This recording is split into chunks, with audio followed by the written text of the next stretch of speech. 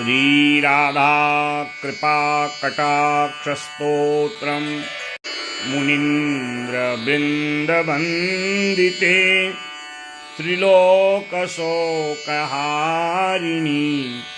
प्रसन्नवक्त्रपङ्कजे निकुञ्जभूविलासिनी ब्रजेन्द्रभानुनन्दिनी ब्रजेन्द्रसूनुसङ्गते कदा करिष्यसीह मां कृपाकटाक्षभाजनम् अशोकवृक्षवल्लरी वितानमण्डपस्थिते प्रवालबालपल्लव प्रभारुणाङ्घ्रिकोमले वराभयस्फुरत्करे प्रभूतसम्पदालये कदा करिष्यसीह मां कृपाकटाक्षभाजनम् अनङ्गरङ्गमङ्गल प्रसङ्गभङ्गुरभ्रुवां सुविभ्रमैः समभ्रमैर्दृगन्तवाणपातनैः निरन्तरं वशीकृतं प्रतीतनन्दनन्दने कदा करिष्यसीह मां कृपाकटाक्षभाजनम् तडित् सुवर्णचम्पक प्रदीप्तगौरविग्रहे मुखप्रभापरास्तकोटि शारदेन्दुमण्डले विचित्रचित्रसञ्चर चकोरसावलोचने कदा करिष्यसीह मां कृपाकटाक्षभाजनम् मदोन्मदातियौवने प्रमोदमानमण्डिते प्रियानुरागरञ्जिते कलाविलासपण्डिते अनन्यधन्यकुञ्जराज कामकेलिकोविदे कदा करिष्यसीह मां कृपाकटाक्षभाजनम् अशेषहावभावधीर धीरहारभूषिते प्रभूतशातकुम्भकुम्भ कुम्भिकुम्भसस्तनी प्रशस्तमन्दहास्यचूर्ण पूर्णसौख्यसागरे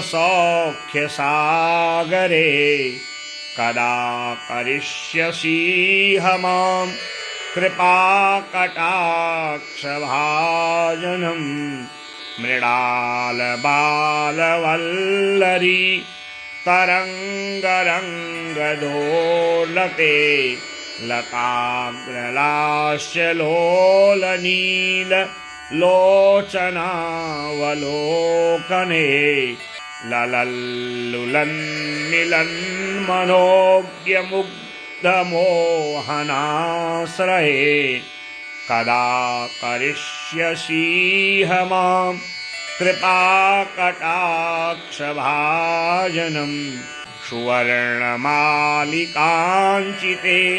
त्रिरेखकम्बुकण्ठगे त्रिसूत्रमङ्गलीगुण त्रिरत्नदीप्तिदीधिते सलोलनीलकुन्तले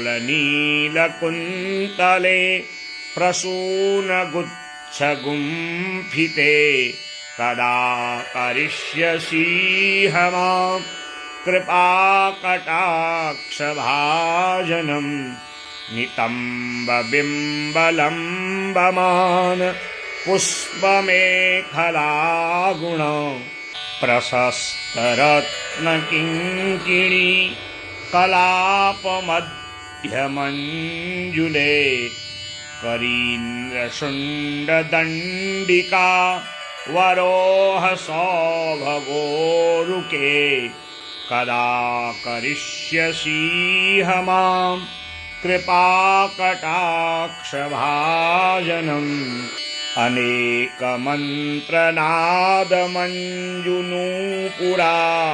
अनेकमन्त्रनादमञ्जुनूपुरारवस्खलत् समाजराजहंसवंश निकुवणातिगौरवे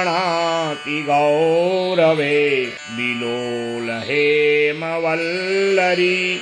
विडम्बिचारुचङ्क्रमे कदा करिष्यसीह मां कृपाकटाक्षभाजनम् अनन्तकोटिविष्णुलोक नम्रपद्मजार्चिते हिमाद्रिजापुलोमया विरञ्चिजावरप्रदे अपारसिद्धिवृद्धिदिग्धसत्पदाङ्गुलीनखे कदा करिष्यसीह मां कृपाकटाक्षभाजनम् मखेश्वरी क्रियेश्वरी स्वधेश्वरी सुरेश्वरी त्रिवेदभारतीश्वरी प्रमाणशासनेश्वरी रमेश्वरी क्षमेश्वरी प्रमोदकाननेश्वरी ब्रजेश्वरी ब्रजाधिपे श्रीराधिके नमोऽस्तु ते पितन्ति मदभुतस्तवं निशम्य भानुनन्दिनी करोतु सन्ततं जनं कृपाकटाक्षभाजनं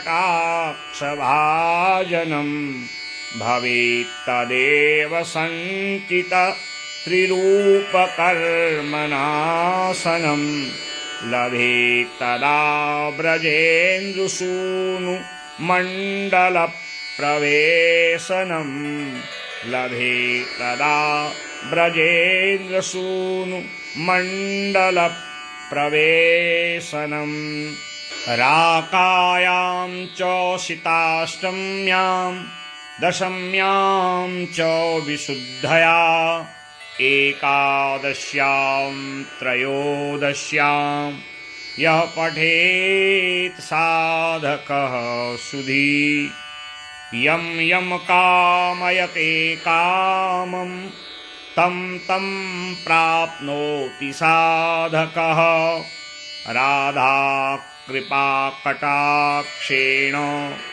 भक्तिः स्यात् प्रेमलक्षणा उरुमात्रे नाभिमात्रे हृन्मात्रे कण्ठमात्रके राधा कुण्डजले स्थित्वा यः पठेत् साधकः सतं तस्य सर्वार्थसिद्धिः स्यात् वाञ्छितार्थफलं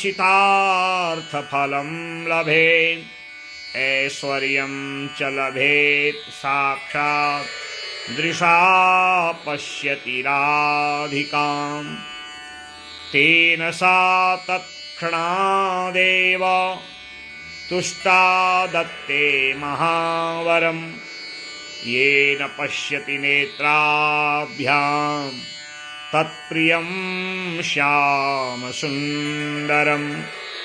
नित्यलीलाप्रवेशं च ददाति श्रीव्रजाधिपः अतः परतरं प्राप्यं वैष्णवानां न विद्यते श्रीराधा कृपाकटाक्षस्तोत्रेण वृन्दावनी भगवती राधिका प्रीयताम्। श्रीराधास्तोत्रम्। अस्य श्रीराधा स्तोत्रमन्त्रस्य नारायण ऋषिः गायत्री छन्दः राधिका देवता शक्तिबीजम्। श्रीराधिका प्रीत्यर्थे पाठे विनियोगः। ध्यानम् श्वेतचम्पकवर्णाभां शरदिन्दुसमाननां कोटिचन्द्रप्रतीकासां शरदम्भोजलोचनां बिम्बाधरां पृथुश्रोणीं काञ्चीयुतनितम्बिनीं कुन्दपङ्क्तिसमानाभ दन्तपङ्क्तिविराजितां क्षौमाम्बरपरिधानां वह्निशुद्धांशुकान्वितां ईषदवास्यप्रसन्नास्यां करिकुम्भयुगस्तनीं सदा 12 वर्षीयां रत्नभूषणभूषितां शृङ्गारसिन्धुलहरीं भक्तानुग्रहकातरां मल्लिकामालतीमाला केशपाशविराजितां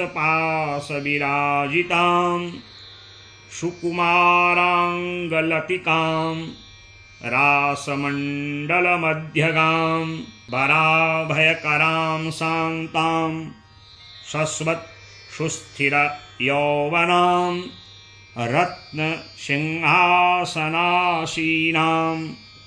गोपीमण्डलनायिकां कृष्णप्राणाधिकां वेद बोधितां परमेश्वरीं एवं ध्यात्वा ततो बाह्ये सालग्रामे घटेऽथवा यन्त्रे वाष्टदले देवीं पूजयेतु विधानतः।